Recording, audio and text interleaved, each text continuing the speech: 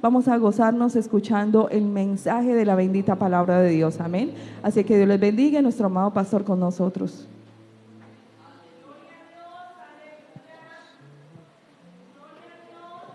Gloria al Señor. El Señor les bendiga.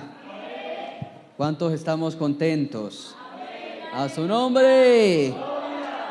Gloria al nombre del Señor. Vamos a saludarnos en el amor de Dios. Colóquese de pie, extiéndale la mano a su hermano, regálele una mirada, una sonrisa y un Dios te bendiga. Dele bienvenida, de esa bienvenida a la casa del Señor. Alabado sea Dios. Mientras tanto, aprovecho también para dar la bienvenida a todos los que están allí a través de Barak Producciones. Que Dios les bendiga. A todos los que nos siguen a través de nuestra página en Facebook, Barak Producciones. Gloria al nombre de Cristo Jesús. Gloria al Señor. Aleluya. Vamos, hermanos, a tomar la palabra de nuestro Dios y nos vamos a ubicar en Salmos capítulo 40. Salmos capítulo 40, versículo 8. Salmos capítulo 40, versículo 8.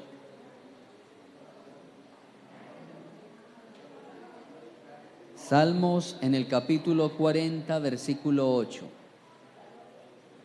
Gloria al nombre del Señor.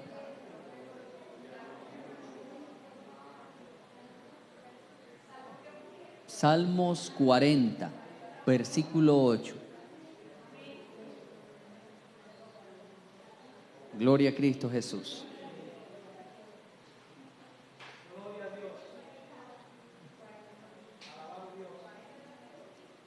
Cristo vive para siempre. ¿Ya lo tenemos, hermanos? Vamos a leerlo en el nombre del Padre, del Hijo y del Espíritu Santo. Amén y amén. El hacer tu voluntad, Dios mío, me ha agradado, y tu ley está en medio de mi corazón. Vamos a leerlo todos, hermano. Vamos a leer, perdón, hermano. Vamos a leerlo ordenadamente. Vamos a leerlo todos. Tranquilos, no hay afán. Vamos a leerlo todos. Que se escuche unánime. Salmo 48. Dice: el hacer tu voluntad, Dios mío, me ha agradado, y tu ley está en medio de mi corazón. Oremos. Padre, gracias te damos en el nombre de Cristo Jesús. Te damos a ti toda la alabanza y la exaltación, Maestro eterno. Amantísimo Señor, en esta noche presento el mensaje de tu palabra, presento a tu pueblo, presento a tus hijos. Señor, hemos venido porque tu palabra dice que tú prepararás un banquete, que tú prepararás una mesa delante de nuestros angustiadores, mientras crujen los dientes para destruirnos y para ver, Señor, el mal sobre nuestras vidas. Señor, tú preparas una mesa para fortalecernos y para llevarnos de triunfo en triunfo, de victoria en victoria, de poder en poder.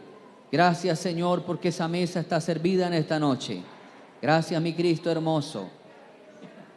Gracias te damos, Señor, por tu amor y tu misericordia. Gracias, Cristo poderoso.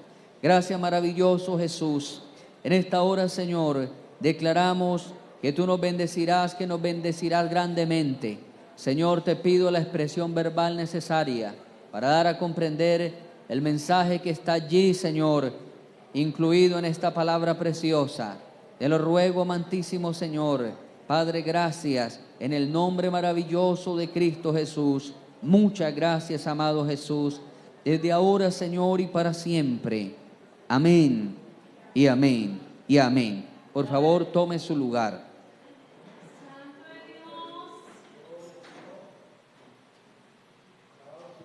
Gloria al nombre del Señor. Gloria a Jesús. Gloria al Señor.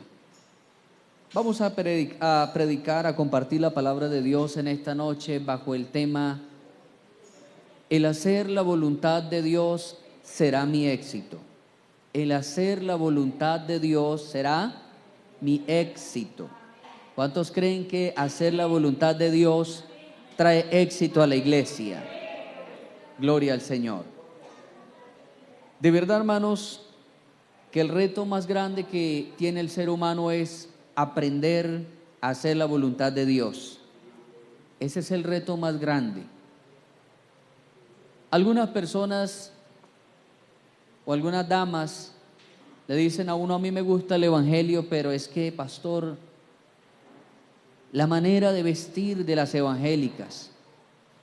Otros dicen: a mí me gusta el evangelio, pero es que, pastor, me gusta el trago, me gusta el baile, me gusta la cantina, me gusta tantas cosas. Pero a veces, hermanos, es más fácil dejar una manera de actuar, es más fácil dejar el vicio, a veces es más fácil dejar de pronto una mala postura de vestir. Pero el reto más grande que tenemos es realmente hacer la voluntad de Dios, aprender a hacer la voluntad de Dios. Porque aprender a hacer la voluntad de Dios significa aprender a bajar nuestro ego, a desarticular nuestro espíritu, a bajar nuestra personalidad para hacer lo que Juan el Bautista dijo. Juan el Bautista dijo: es necesario que yo mengüe para que Él pueda crecer, para que Él crezca. Cuando Juan el Bautista dijo esas palabras, Juan el Bautista dijo eso estando en el mejor momento del ministerio de él. Era el mejor momento del ministerio de Juan. Juan se había estado preparando durante 30 años en el desierto, orando, clamando, pidiendo a Dios poder, autoridad, con una dieta, hermano, única, una dieta alimenticia única, que la Biblia dice que Juan en el desierto se alimentaba de miel y langostas y grillos. Esa era la comida de Juan. Y Juan aparece 6 meses antes que Cristo. 6 meses antes, Juan llega predicando un mensaje muy excéntrico, diciéndole a todo mundo: generación de víboras, pecadores. Pero la Biblia dice que la gente se asombraba porque esas palabras no caían mal, sino que esas palabras venían cargadas de autoridad de Dios. Es más, dice la Biblia que unos soldados romanos que escucharon el mensaje, que se dieron cuenta de un bautismo que Juan estaba haciendo, y esos soldados vinieron a ver qué era lo que estaba pasando allí, en medio de esa congregación de gente en el Jordán.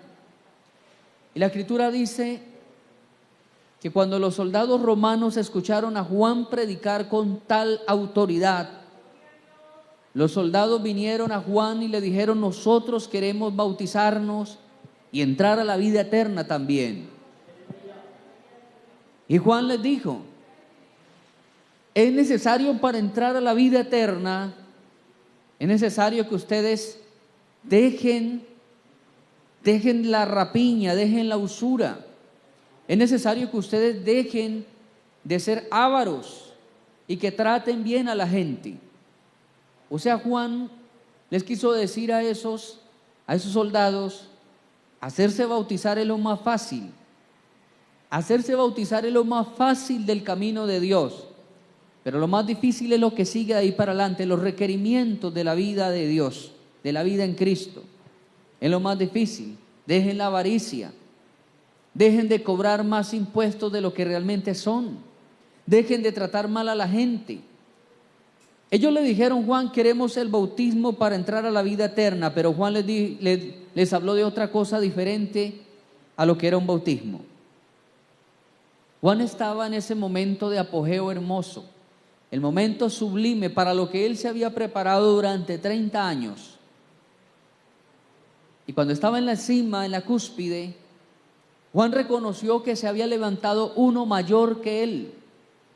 Reconoció que Jesús había llegado para tomar el lugar del profeta prometido desde el tiempo de Moisés, el Mesías que esperaban los judíos. Y Juan públicamente dijo: he aquí el Cordero de Dios que quita el pecado del mundo. a Él seguid. Hermano, no era fácil prepararse 30 años para trabajar solo 6 meses. Eso duró el ministerio de Juan, 6 meses nada más.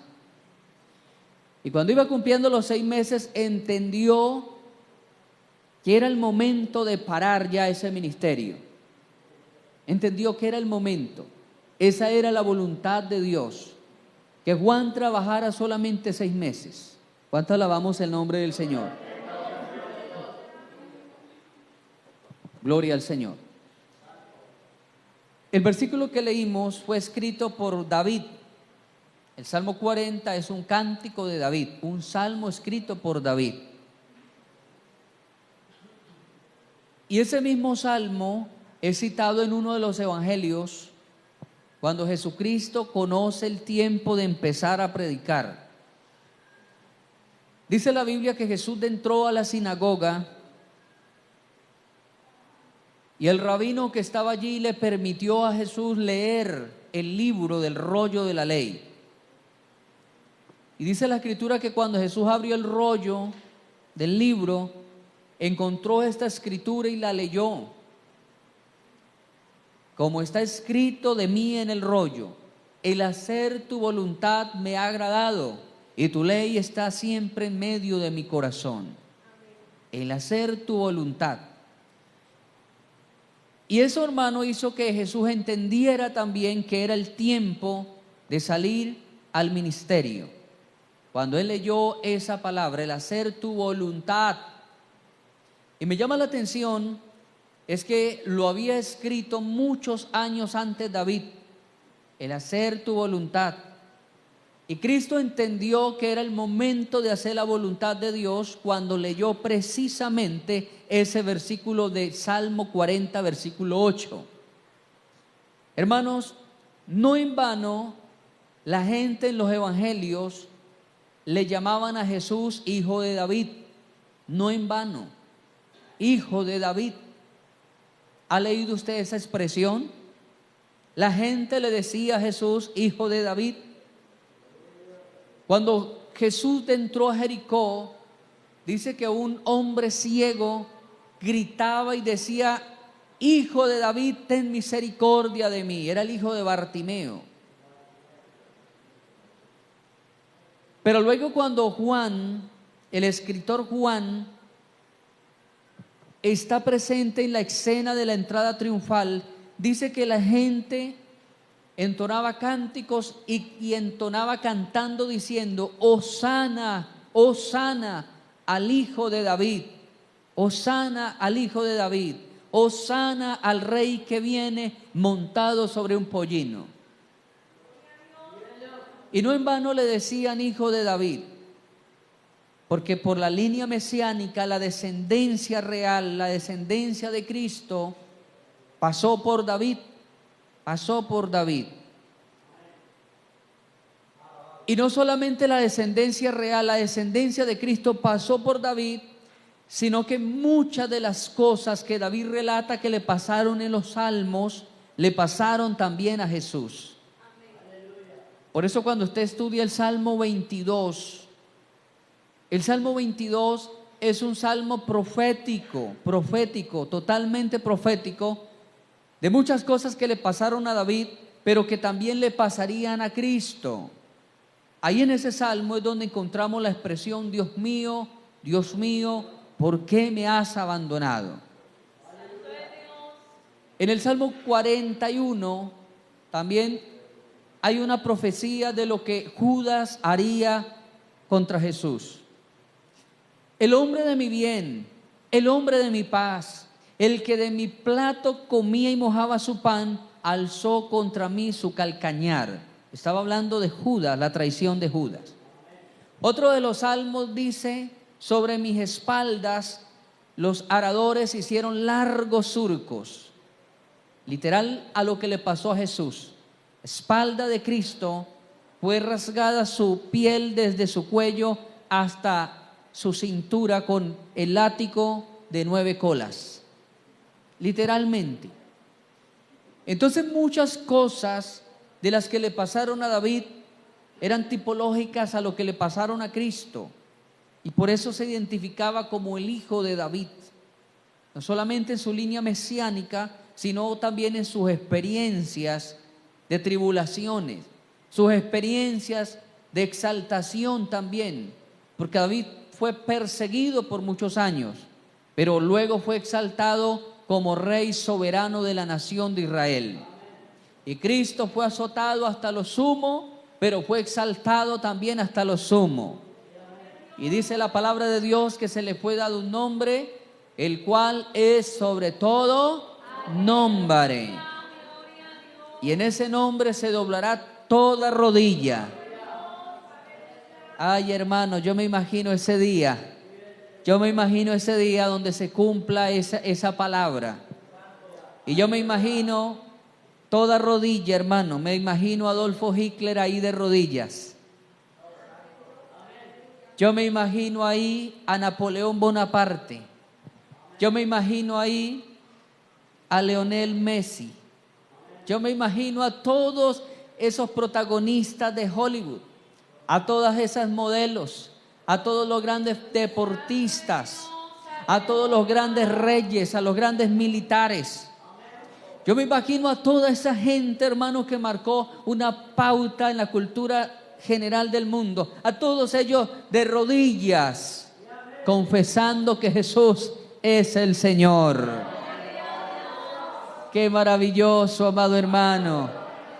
Todas esas figuras grandes, públicas, grandes literatos, dramaturgos, escritores, famosos, filósofos, pensadores de la grande Grecia, todos allí, emperadores, Julio César, Claudio y todos aquellos emperadores romanos, todos de rodillas, confesando que Jesús es el Señor para gloria de Dios Padre. ¿Cuántos alabamos ese nombre maravilloso?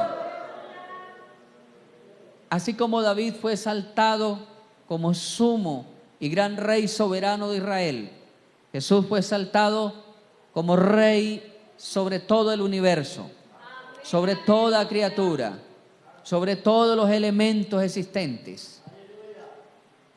Ahora, mi hermano, Jesucristo había un gran motor. En la obra salvífica que hizo en esta tierra, en Jesucristo había un motor que lo mantenía vivo, que lo mantenía ardiendo. Ese motor era la voluntad del Padre que lo había enviado. Era lo que más lo alimentaba a él. En el capítulo 4, versículo 34 de San Juan, usted se va a dar cuenta que los discípulos estaban preocupados por el almuerzo. Como siempre nosotros los humanos, pensando en el Dios vientre. Pablo lo dice, hermano. Pablo dice que en los últimos tiempos se levantará un nuevo Dios y será el Dios vientre. Y como siempre los hombres se preocupan por eso, y hay gente que dice, a mí no me preocupa nada de que haya esta, y se hacen así, de que hayan esta y abren la boca. Si hay de esta, no me preocupa más. Pablo lo había dicho, que se levantará un nuevo Dios en los últimos tiempos, y ese Dios era el vientre del ser humano. Mi amado hermano, y los discípulos estaban preocupados por el Dios vientre. Jesús estaba haciendo una obra en una ciudad llamada Sicar, que era una ciudad de la provincia de Samaria. Jesús debía llevar el evangelio a todas las provincias, a las 6 provincias de Israel. Y había una provincia que estaba vetada por los judíos, se llamaba Samaria. Ya hemos predicado sobre lo que pasaba entre judíos y samaritanos. Había un conflicto de 720 años atrás de Cristo. Y Jesús había sido enviado a las 6 provincias, no a 5. Y los discípulos querían que Jesús fuera a 5 provincias, pero no a Samaria. Y entonces Jesús se desvía del camino y entra a la ciudad de Sicar. Encuentra a una mujer sacando agua de un pozo, y Cristo le transmite el mensaje de salvación a esa mujer. Dice la Escritura que cuando los discípulos llegan y lo ven allí ocupado con esa mujer, se extrañan, pero ellos le dicen: Señor, vamos a buscar algo de comer, vamos a buscar comida, Señor. O sea, observaron y vieron ineficiente el momento de Cristo estar hablando con esa mujer allí. Señor, es más importante el sancocho que esta mujer de Samaria. Cuando los discípulos le dicen eso a Cristo, el Señor les dijo en el capítulo 4, versículo 34, les dijo unas palabras muy claves, hermano. Y este era el motor de Jesús para Él venir a esta tierra. Mi comida es hacer ¿qué? Mi comida es hacer la voluntad del Padre que me envió. Esa era la razón, la energía, la fuente principal del propósito de Cristo en esta tierra. Era la voluntad del Padre, la voluntad del Señor. Y mire, amado hermano, que la voluntad del Padre iba por encima de la voluntad del mismo Cristo. ¿Cuántos se gozan por eso, hermano? Iba por encima aún de la voluntad de Él. Cuando uno va a lo que la palabra de Dios enseña, vamos a encontrar lo que Cristo oró, lo que Cristo oraba, hermano, en el capítulo 14 de Marcos. En el capítulo 14 de Marcos Jesús oraba y le decía: Padre, si es posible, pasa de mí esta copa. Allí en el versículo 36 decía: Abba, Padre, todas las cosas son posibles para ti. Aparta de mí esta copa, mas no lo que yo quiero, sino lo que tú. Alabado sea Dios. La voluntad de Cristo fue sometida a la voluntad del Padre. Le oró y le dijo: Señor, si es posible, aparta esta copa. Esta copa quiere decir este momento amargo que tengo que tomarme. Aparta de mí este momento, si es posible, suavízalo, mejóralo, acolchónalo, Señor. Pero hay algo, una frase, que es la frase que yo quiero que ustedes hoy y que todos nosotros hoy aprendamos a pronunciársela en nuestras oraciones a Dios. Yo quiero que a usted se le quede grabado esta frase, hermano, que es muy pequeña, una palabra compuesta de 2 sílabas nada más. Pero, P-E-R-O, pero. Jesús dijo: aparta de mí esta copa, pero que no se haga lo que yo quiera, sino lo que tú quieras. Es un pero salvífico, amado hermano. Yo quiero que esto sea suave, Señor. Yo quiero que esto que me va a pasar sea lo más liviano, lo más acolchado que se pueda, pero que no se haga como yo quiera, sino como tú lo quieras. Y esa es la palabra que quiero que aprendamos en esta noche. Cada vez que usted le pida algo a Dios, pídaselo creyéndolo con todo su corazón, pero no se olvide pronunciar: pero que no sea como yo quiera, sino como tú quieras, Señor. Ahí es donde está el secreto de la voluntad de Dios. Ahí es donde está el secreto maravilloso de lo que Dios tiene para nosotros.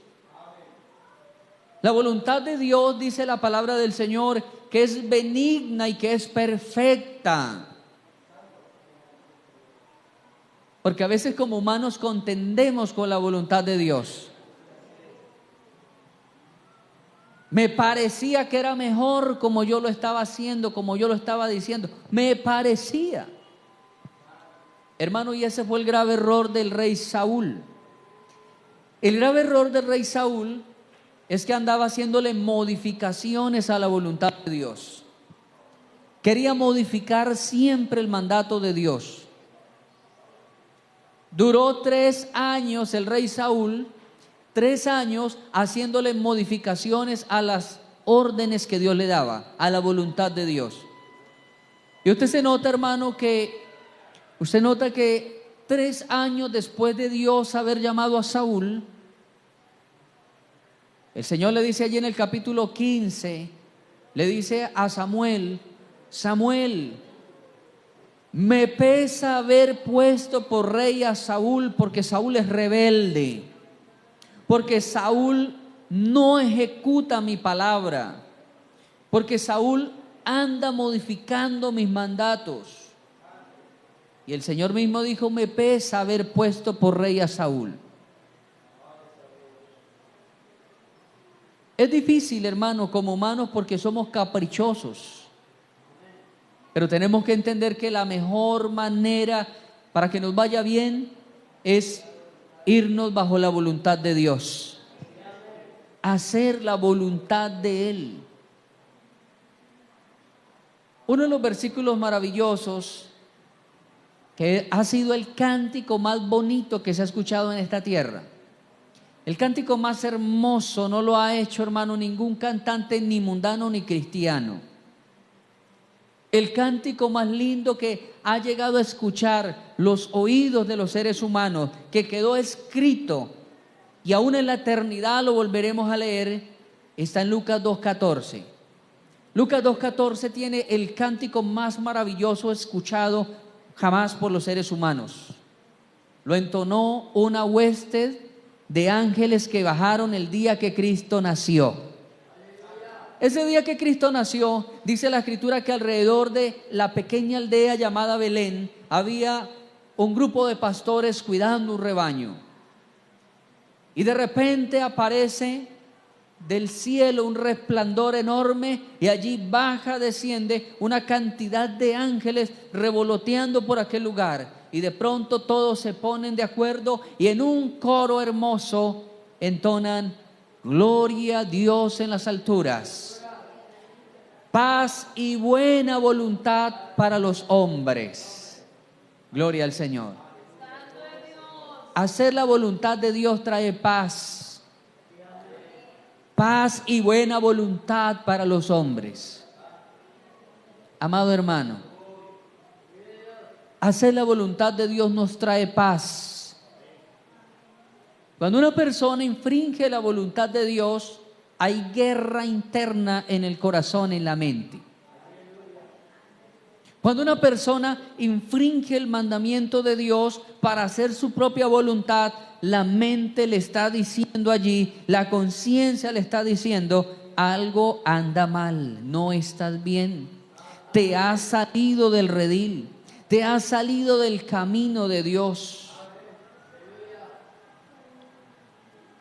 Uno de los hermanos que Dios me permitió pastorear en una de las iglesias, él nos contaba la experiencia y decía: hermano, yo fui nacido y criado dentro de los caminos del evangelio. Y cada vez, cuando decía él, yo me descarrié a la edad de los 14 años, me aparté de los caminos de Dios. Pero él decía, cada vez que yo iba a una parranda, a una fiesta, cuando yo iba a las riñas de gallos, yo estaba en medio de esa fiesta, estaba en medio de esa riña de gallos, estaba en medio de la música, del alcohol. Digo, pero mi mente me decía: este no es tu lugar. La conciencia me decía: te puedes morir aquí. Decía, hermano, era tanto el acoso de la conciencia que me alistaba, me bañaba, me perfumaba, cerraba la puerta con llave, me arrodillaba en la cama y le oraba a Dios y le decía a Dios: no permitas que yo vaya a morir en esa fiesta, no permitas que algo me hagan allá, porque sabía que andaba fuera de la voluntad de Dios. Hasta que en un tiempo reflexionó y dijo: ¿qué estoy haciendo? No me estoy gozando en el mundo porque mi conciencia me dice está mal, tampoco me estoy gozando en la iglesia porque no estoy asistiendo. Entonces dijo, volveré a la iglesia y me seguiré gozando en la iglesia. Y ha sido un excelente líder, sirve a Dios, un excelente hombre de Dios. Hacer la voluntad de Dios nos trae paz, nos trae gozo, amado hermano. Nos da tranquilidad. Jesús dijo, Señor, si es posible, pasa de mí esta copa, pero que no se haga lo que yo quiero. Él no quería la cruz. Humanamente, su carne no anhelaba el suplicio de la cruz. Sabía que esos clavos dolerían en sus muñecas y en sus tobillos. Sabía que había una corona de espinas esperándolo. Sabía que todo el peso del pecado caería sobre él. Mas, sin embargo, aceptó el reto. La voluntad de Dios es un reto para nosotros. Primero de Juan, en su capítulo 2, versículo 17, dice, el mundo pasa y sus deseos. Oiga esto, ahí está el pero salvífico otra vez. Ahí aparece el pero salvífico. El mundo y sus deseos pasan, pero el que hace la voluntad de Dios permanecerá para siempre.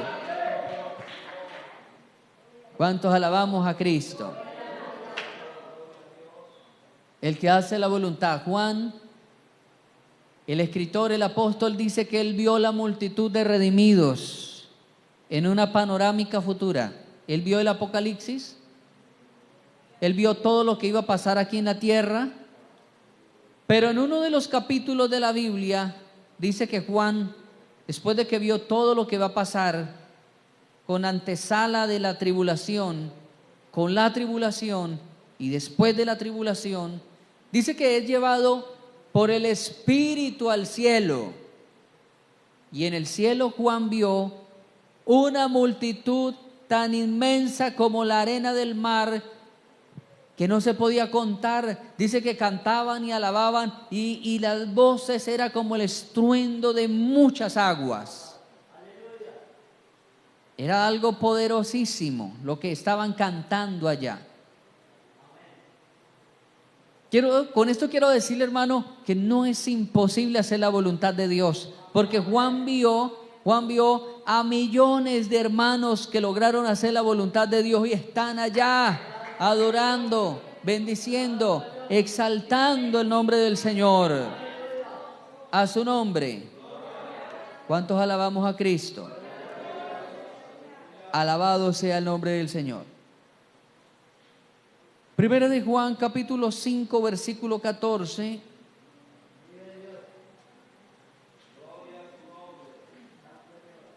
Y esta es la confianza que tenemos en Él, que si pedimos alguna cosa conforme a su voluntad, ¿qué pasa, hermano? Que si pedimos alguna cosa conforme a su voluntad, Él nos oye. Él nos oye. Hay oraciones que son hechas fuera de la voluntad de Dios.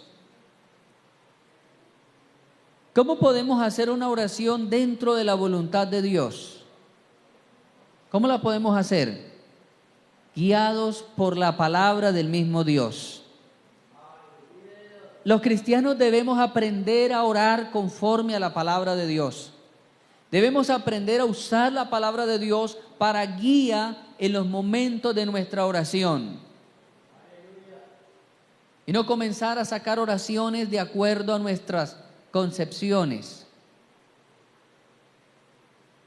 Dice la Biblia que si hacemos oraciones y pedimos alguna cosa conforme a su voluntad, Él nos va a oír.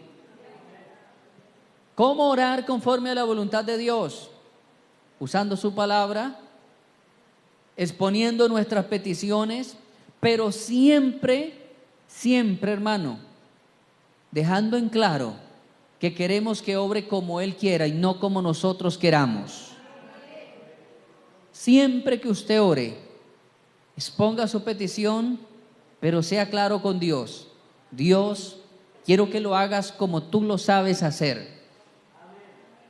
Como Él lo sabe hacer, porque Él lo sabe hacer perfecto.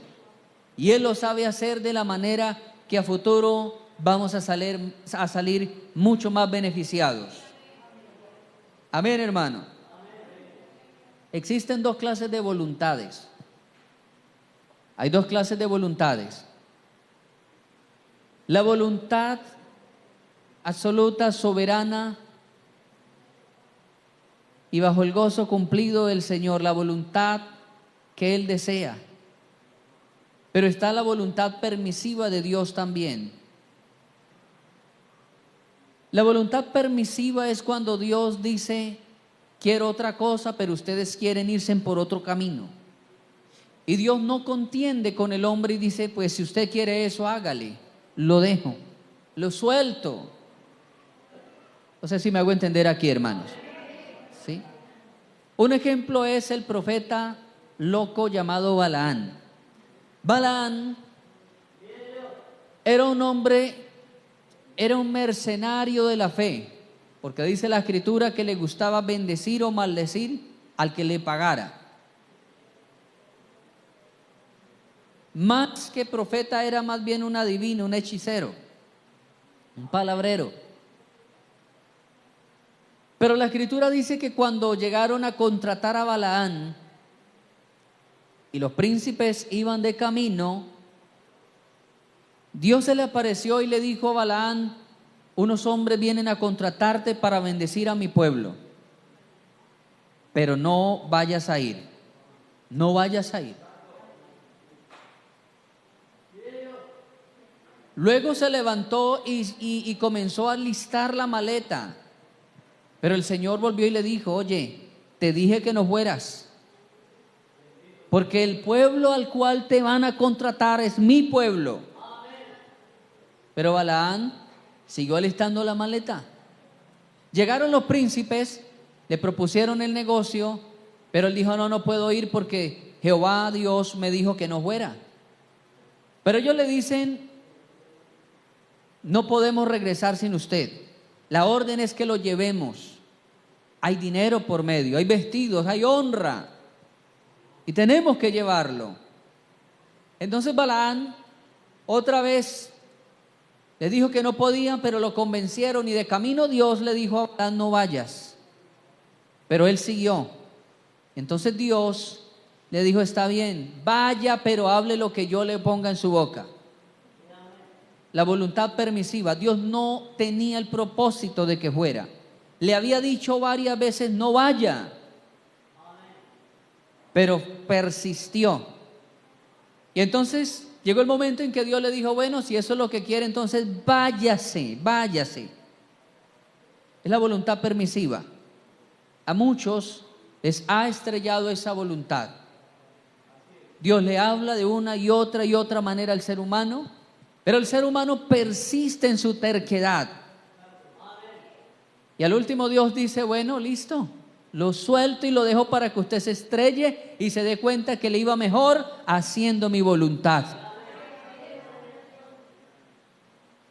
Yo creo que hemos visto por todos lados, hermano, por todos lados esos casos donde se le dice, donde se le advierte, donde se le muestra de una, de otra y de otra manera. Dios usa a la esposa, Dios usa al esposo, Dios usa al pastor, Dios usa a algún hermano de la iglesia espiritual. Dios usa a mucha gente, pero a veces la persona que es terca y que ya tiene su propia voluntad, determina hacer eso y dice, eso suena bonito, hermano, y gracias por el consejo. Gracias, hermana, por eso, pero yo ya tomé la decisión de hacerlo. Yo ya tomé la decisión de hacerlo. Y terminan como el hijo pródigo, estrellados contra la vida, estrellados en un mal hogar, estrellados en un mal negocio, estrellados en una tristeza, en una enfermedad, estrellados por la vida, amado hermano. Pero se le advirtió, claro que sí.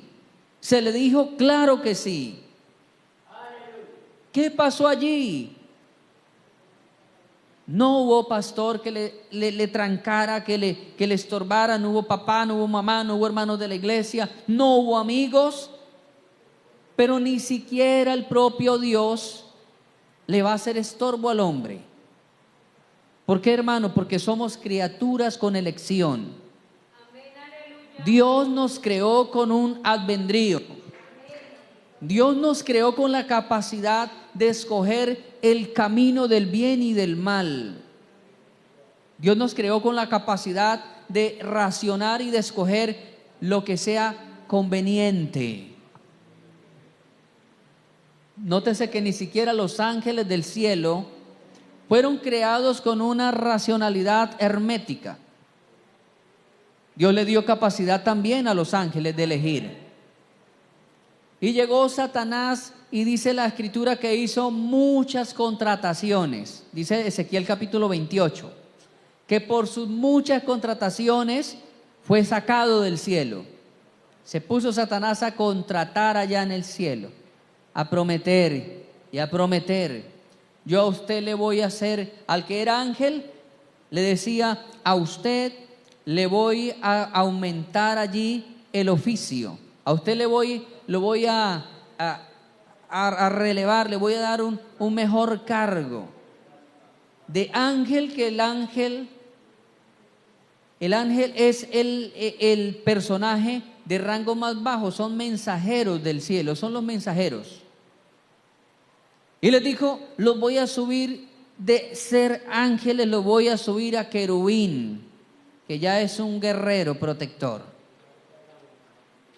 A los querubines les dijo, yo a ustedes les voy a aumentar el rango y los voy a sacar de ser los escoltas a ser los jefes. De ser querubines los voy a poner a ser arcángeles. Y dice la Biblia que hizo miles de contrataciones. Y los logró convencer, porque aún los ángeles también fueron creados con un libre albedrío, hermano. Nosotros fuimos creados con libre albedrío también. Somos criaturas con elección. De manera, hermano, que cuando escogemos el camino correcto de la voluntad de Dios, hallaremos paz. Así estemos sufriendo, así estemos en momentos difíciles, sentimos una paz, porque sabemos que ese encierro se abrirá en cualquier momento, porque ese encierro no es eterno. Cristo tiene la llave y de ese encierro el Señor nos sacará en victoria. ¿Cuántos alabamos al Señor? El hijo pródigo tuvo que reconocer su falta de dominio propio, tuvo que reconocer su falta de sometimiento a la voluntad del Padre. Tuvo que decir, no soy digno ya de ser llamado su hijo, seré más bien un jornalero. Reconoció que tuvo todas las oportunidades de estar bien en esa casa, en esa finca, en ese hato, pero luego tiene que decir, me estrellé con la vida, papá, recíbame otra vez, me fue mal, lo que usted me decía era la absoluta verdad, papá, cuánto me pesa no haberte obedecido. Y muchas veces como hijos de Dios tenemos que reconocer que nos salimos de la voluntad de Dios en alguno de nuestros pasos. Es mejor reconocer, amado hermano, y no vivir rodando, golpeándonos contra el mundo. Hay tiempo de reconocer, porque mire, hermano, el hijo pródigo fracasó en su pensamiento, pero el padre siempre lo esperó. El padre no le reprochó, hijo terco, cabeciduro, ¿cuánto te advertí? Eso te pasa. No, él no le dijo eso. Dice la Biblia que el padre lo abrazó y le devolvió la honra. Le cambió ese vestido, esos harapos viejos, le puso un anillo que significaba autoridad y mandó a sacrificar el becerro gordo. Hermano, hay tiempo de volvernos otra vez a la voluntad de Dios. Hay tiempo de reconocer nuestros caprichos, nuestros errores y volver otra vez a la confesión pública de nuestro error. volvamos nuestro corazón a Dios. Volvamos nuestra vida a la eterna y perfecta voluntad de nuestro Maestro. Dígnese a estar sobre sus pies en esta hora. Levante sus manos, amado hermano, por un momento. Vamos a decirle al Señor que nos perdone por todos aquellos momentos en que hemos sido rebeldes, por aquellos momentos donde hemos abandonado el consejo, donde hemos abandonado la dirección, donde quizás usted ha sido confrontado con muchos de los valores cristianos, pero sin embargo usted allí ha sido duro. Tal vez Dios le ha querido bendecir mucho, amado hermano, mucho más de lo que usted es, mucho más de lo que tiene. Tal vez Dios ha querido bendecirle mucho más, pero su corazón se cierra. Cuando usted se ve al frente al reto de hacer la voluntad, tal vez usted dice: Señor, esto es duro para mí, es duro trabajo para mí. Señor, perdónanos, porque muchas veces hemos endurecido el corazón. Muchas veces pensamos que es nuestro propio espíritu, que es nuestra propia mente. El hacer tu voluntad, Dios mío, me ha agradado. Señor, tu palabra dice que tu comida es hacer la voluntad del que te envió. Es mejor hacer la voluntad de Dios que la voluntad nuestra. Su voluntad es perfecta, amada iglesia. Su voluntad es maravillosa. Ten misericordia, Dios mío, ten misericordia, Padre Santo. Ayúdanos, Señor eterno.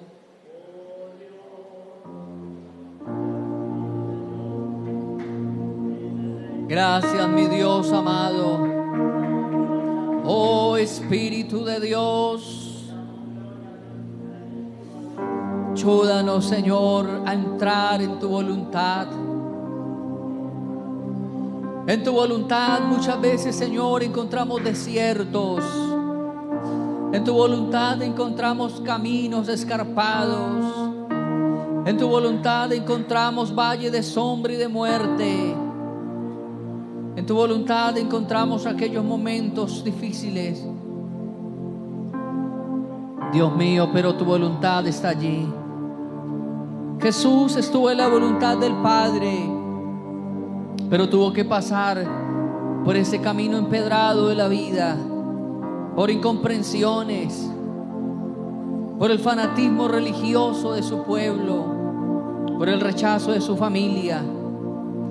Jesús tuvo que enfrentarse ante la crítica, ante la blasfemia, pero aún así continuó el plan, aún así continuó en la voluntad de Dios. Señor, te ruego que me des la valentía, las fuerzas, el coraje, Dios, para entrar allí en tu voluntad.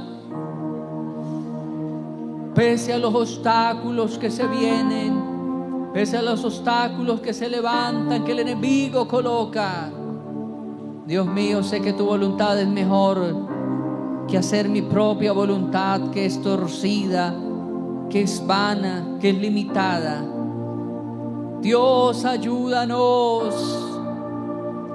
Oh eterno Dios,